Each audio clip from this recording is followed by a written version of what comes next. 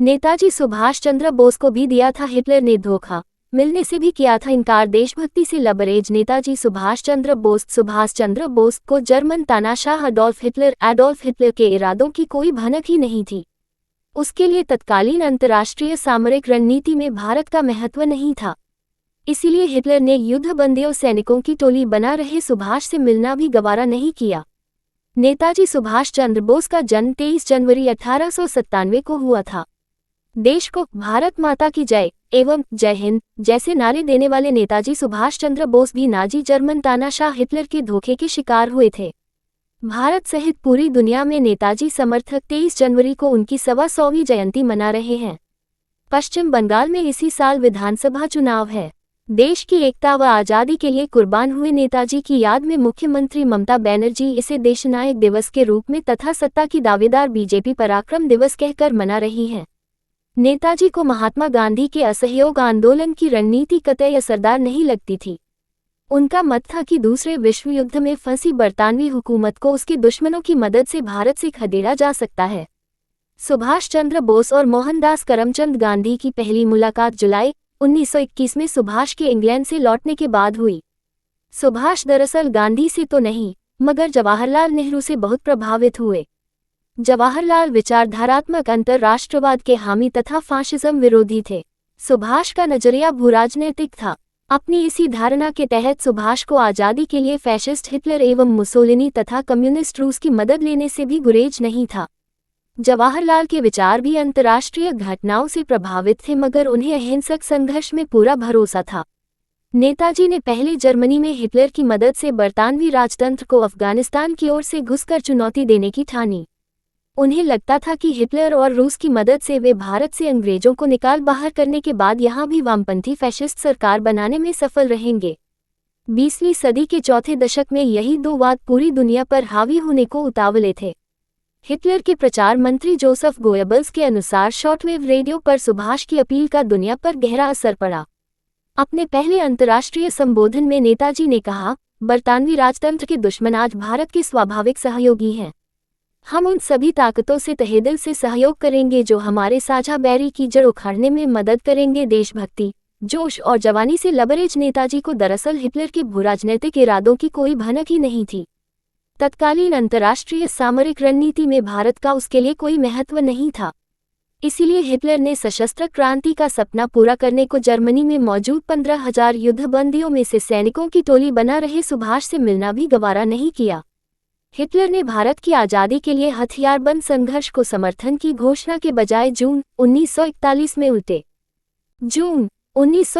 में उल्टे सुभाष की क्रांति के दूसरे संभावित समर्थक रूस पर हमला कर दिया। जाहिर है कि इससे नेताजी का दिल टूट गया क्योंकि उन्हें पता था कि भारत की जनता हिटलर के बजाय अपनी आर्थिक दुर्दशा के मद्देनजर सर्वहारा क्रांति वाले रूसी निजाम को समर्थन देना अधिक पसंद करेगी। ये भी पढ़े कहानी जन गण मन की, जिसे पहले सुभाष चंद्र बोस के बैंड ने बजाया, फिर भारत को राष्ट्रगान मिला। जर्मनी से अपने अंतिम रेडियो संदेश में उन्होंने हिटलर की आलोचना करते हुए कहा कि वे बिस्मार्क की सलाह की रूस से कभी युद्ध नहीं करना से भटक गए। हिटलर द्वारा मित्र देशों की रणनीति के खिलाफ खुद के इस्तेमाल तथा उसकी खींचती ताकत से दुखी नेताजी ने हिम्मत नहीं हारी और जापान का रुख किया। उन्होंने जापान की मदद से आज़ाद हिंद फौज बनाए और मणिपुर में बरतानवी हुकूमत पर हमला भी किया मगर कामयाब नहीं हो पाए। प्रखर समाजवादी विचारक मधु लिमये के अनुसार नेताजी दरअसल जर्मन भूराजनैतिक विचारक होशेपर से प्रभावित थे जो फैशिस्ट समर्थक थे। उनके अनुसार इसका सबूत उन्हें एक जर्मन लेखक की पुस्तक के फुटनोट में मिला जिसके अनुसार नेताजी ने होशेपर के साथ मुलाकात की थी। होशेपर ने समुद्री शक्तियों के मुकाबले महाद्वीपीय ताकतों जर्मनी एवं रूस के बीच गठबंधन की वकालत की थी। नाजी सोवियत समझौते से नेताजी को लगा कि उससे दुनिया में शक्ति संतुलन बदलेगा और उनकी संयुक्त ताकत के समर्थन से अंग्रेजों को भारत से खदेड़ना संभव हो पाएगा। उनके अनुसार सुभाष को यदि हिटलर के कुटिल इरादों की जरा सी भी भनक होती तो वे देश के बाहर कदम नहीं निकालते। बहरहाल 1921 में कांग्रेस में शामिल सुभाष ने गरमदल के नेताओं से रिश्ते बढ़ाए। उन्होंने 1928 में कांग्रेस के कलकत्ता अधिवेशन में, फिर 1931 में कराची में महात्मा गांधी की डटकर मुखालफत की। कराची में तो उन्होंने कहा कि गांधी चुक गए हैं। सुभाष ने 1933 में कांग्रेस से तौबा कर ली। उन्होंने लिखा कि कांग्रेस अपने लिए नया नेता, नया सिद्धांत एवं नई विधि अपना ले।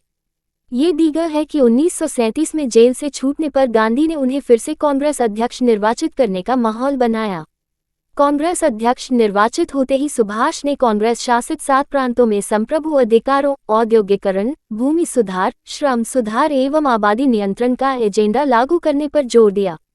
इससे कई कांग्रेस समर्थक बिलबिला गए। उन्होंने सुभाष के खिलाफ दबाव बनाना शुरू किया। उसके बावजूद नेताजी 1938 में फिर अध्यक्ष निर्वाचित हो गए। उनके बागी तेवरों के खिलाफ कांग्रेस में असंतोष बढ़ने पर महात्मा गांधी ने उनका इस्तीफा मांग लिया। उसके बाद अंग्रेजों ने उन्हें फिर जेल में डाल दिया, जिन्हें छकाकर नेताजी मौलवी के वेश में 1941 में सीधे जर्मनी जा पहुंचे। उनसे इस्तीफा लेने के बावजूद उनके देशभक्ति के जज्बे के कारण गांधी जी उनकी इज्जत करते रहे, लेकिन आज़ादी के आंदोलन के लंबे खेवनहार के गुण उनमें नहीं देखते थे।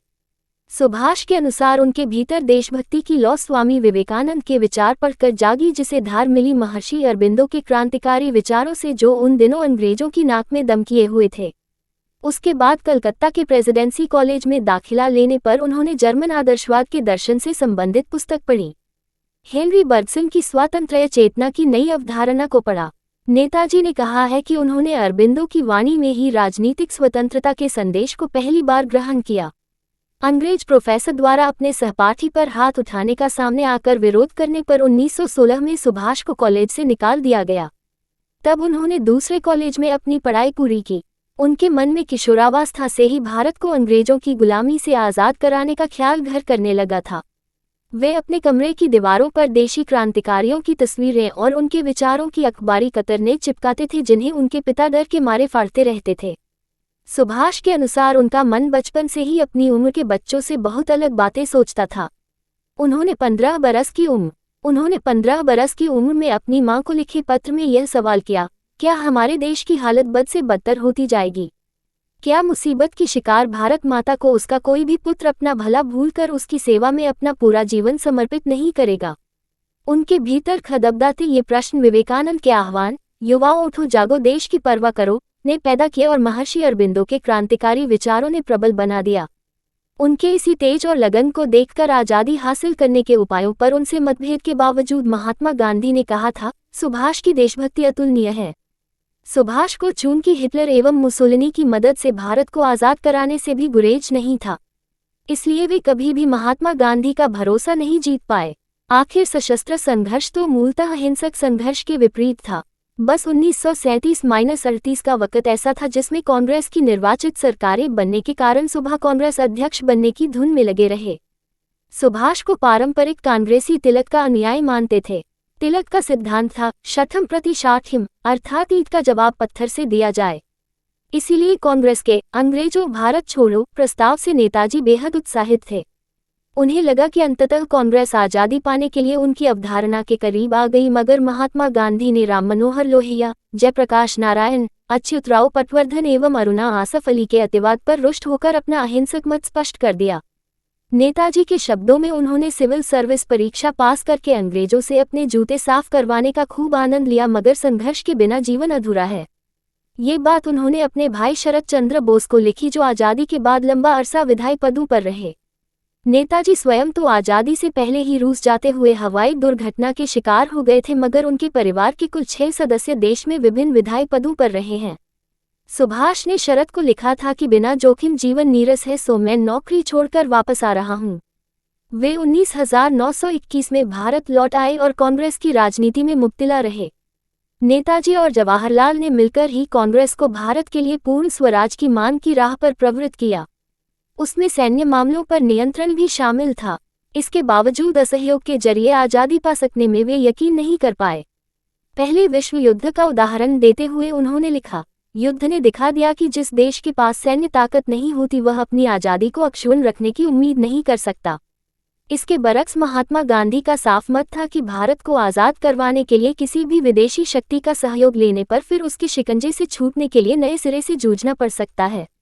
उन्हें भरोसा था कि भारत के नागरिक भले ही गरीब और वंचित हो, मगर अहिंसक दृढ़ संकल्प में उनका कोई सानी नहीं था। अंततः उसी दबाव में अंग्रेजों को भारत छोड़कर जाना भी पड़ा। यहाँ मुहैया सूचना सिर्फ मान्यताओं और जानकारियों पर आधारित है। यहाँ ये बताना जरूरी है कि यह मेरा वीडियो किसी भी तरह की मान्यता, जानकारी की पुष्टि नहीं करता है। किसी भी जानकारी या मान्यता को अमल में लाने से पहले संबंधित विशेषज्ञ से सलाह लें। धन्यवाद।